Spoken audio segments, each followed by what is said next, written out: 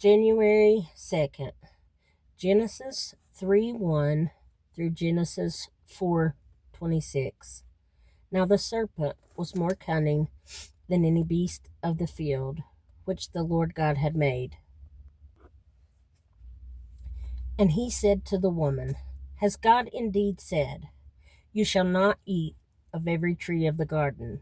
And the woman said to the serpent, We may eat the fruit of the trees of the garden, but of the fruit of the tree which is in the midst of the garden, God has said, You shall not eat it, nor shall you touch it, lest you die.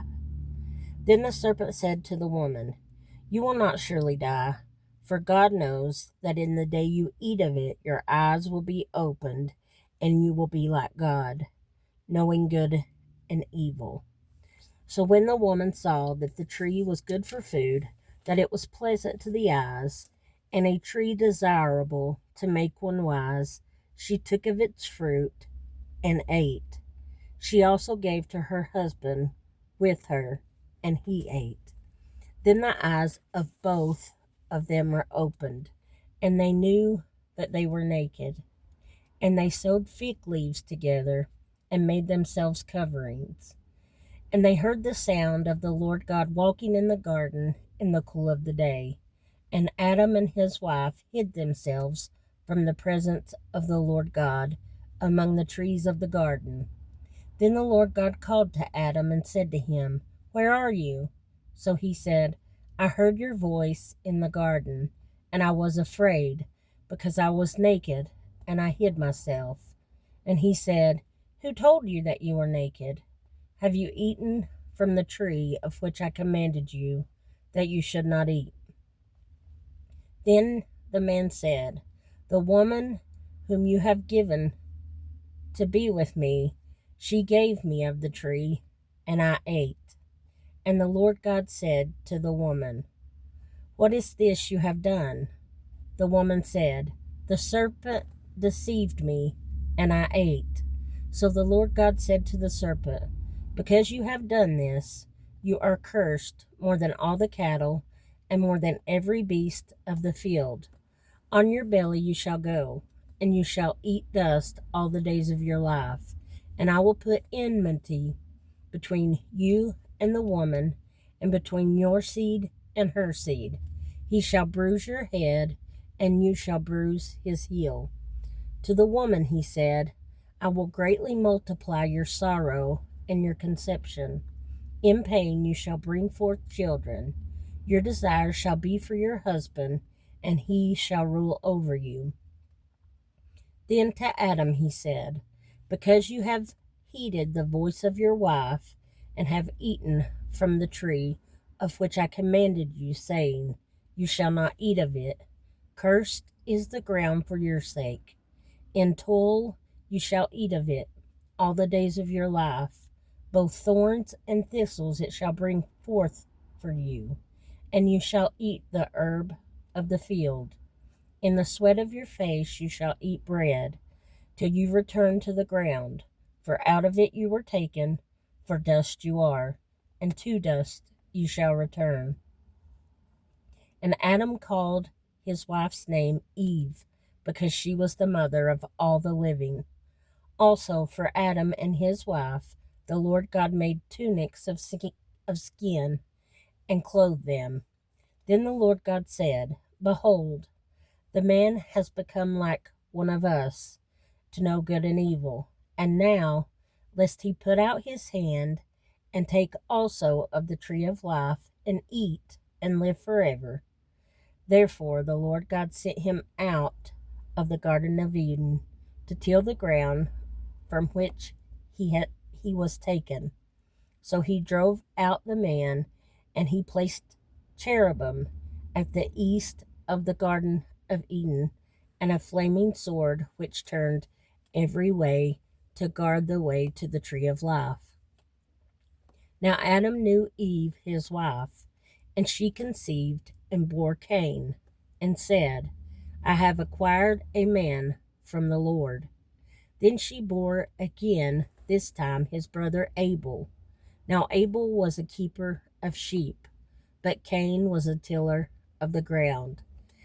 And in the process of time it came to pass that Cain brought an offering of the fruit of the ground to the Lord.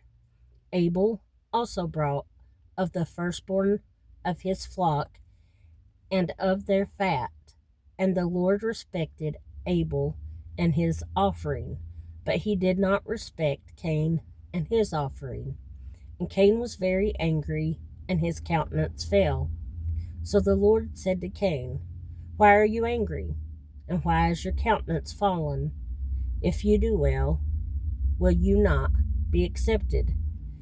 And if you do not do well, sin lies at the door, and its desire is for you, but you should rule over it." Now Cain talked with Abel, his brother, and it came to pass, when they were in the field, that Cain rose up against Abel his brother, and killed him. Then the Lord said to Cain, "Where is Abel your brother?" He said, "I do not know. Am I my brother's keeper?" And he said, "What have you done? The voice of your brother's blood cries out to me from the ground. So now you are cursed from the earth, which has opened its mouth to receive your brother's blood from your hand. When you till the ground, it shall no longer yield its strength to you. A fugitive and a vagabond you shall be on the earth." And Cain said to the Lord, "My punishment is greater than I can bear. Surely you have driven me out this day from the face of the ground. I shall be hidden from your face. I shall be a fugitive and a vagabond on the earth, and it will happen that anyone who finds me will kill me." And the Lord said to him, "Therefore, whoever kills Cain, vengeance shall be taken on him sevenfold." And the Lord set a mark on Cain, lest anyone finding him should kill him. Then Cain went out from the presence of the Lord, and dwelt in the land of Nod on the east of Eden. And Cain knew his wife, and she conceived and bore Enoch. And he built a city, and called the name of the city after the name of his son Enoch. To Enoch was born Irad, and Irad begot Mehujael, and Mehujael begot Methuselah, and Methuselah begot Lamech. Then Lamech took for himself 2 wives. The name of one was Ada, and the name of the second was Zillah. And Ada bore Jabal.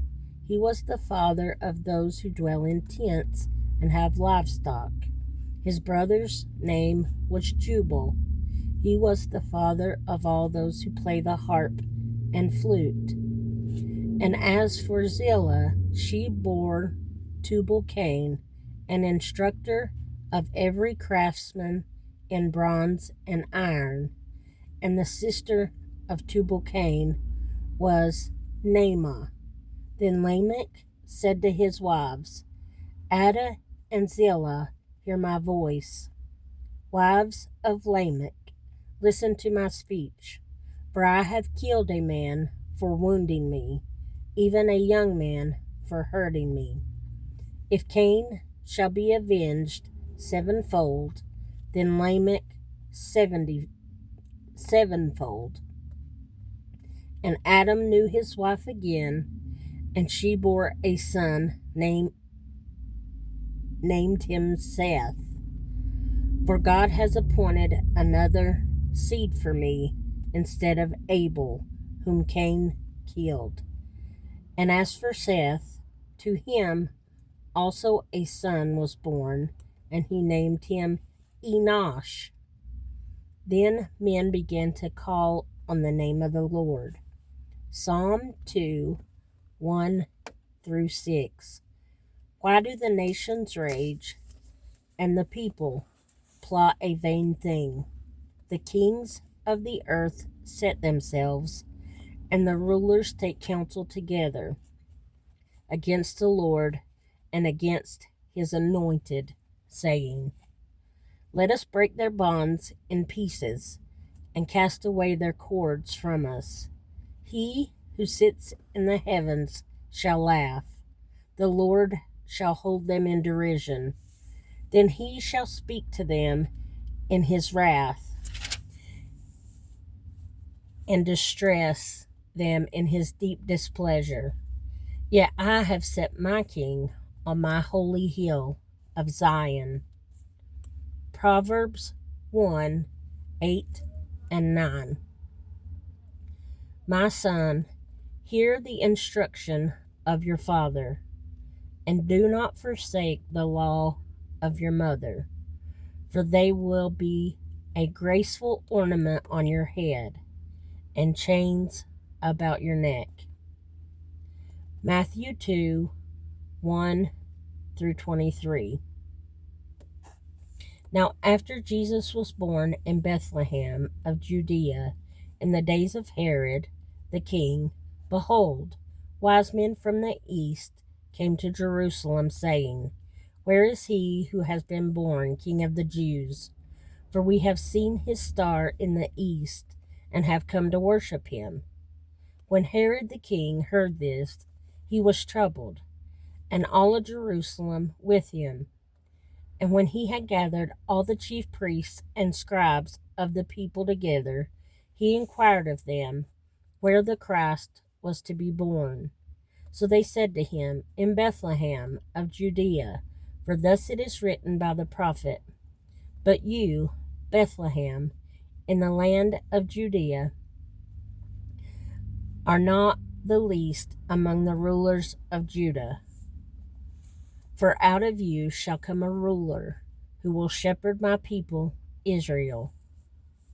Then Herod, when he had secretly called the wise men, determined from them what time the star appeared. And he sent them to Bethlehem and said, Go and search carefully for the young child, and when you have found him, bring back word to me that I may come and worship him also. When they heard the king, they departed, and behold, the star which they had seen in the east went before them, till it came and stood over where the young child was. When they saw the star, they rejoiced with exceedingly great joy. And when they had come into the house, they saw the young child with Mary his mother, and fell down and worshipped him.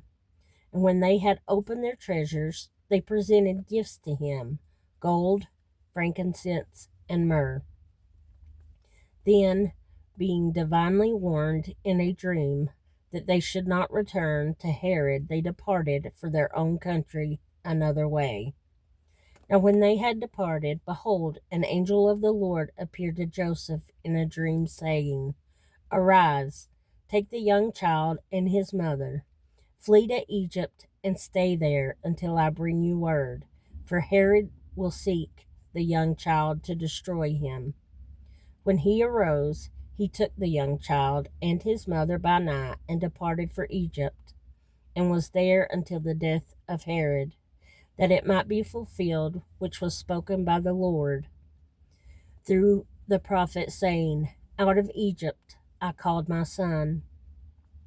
Then Herod, when he saw that he was deceived by the wise men, was exceedingly angry, and he sent forth and put to death all the male children who were in Bethlehem and in all its districts, from 2 years old and under, according to the time which he had determined from the wise men.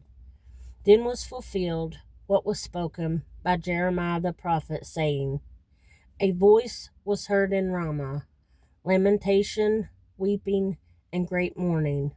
Rachel, weeping for her children, refusing to be comforted, because they are no more. Now when Herod was dead, behold, an angel of the Lord appeared in a dream to Joseph in Egypt, saying, Arise, take the young child and his mother, and go to the land of Israel, for those who sought the young child's life are dead. Then he arose, took the young child and his mother, and came into the land of Israel. But when he heard that Archelaus was reigning over Judea instead of his father Herod, he was afraid to go there. And being warned by God in a dream, he turned aside into the region of Galilee. And he came and dwelt in a city called Nazareth, that it might be fulfilled which was spoken by the prophets, he shall be called a Nazarene.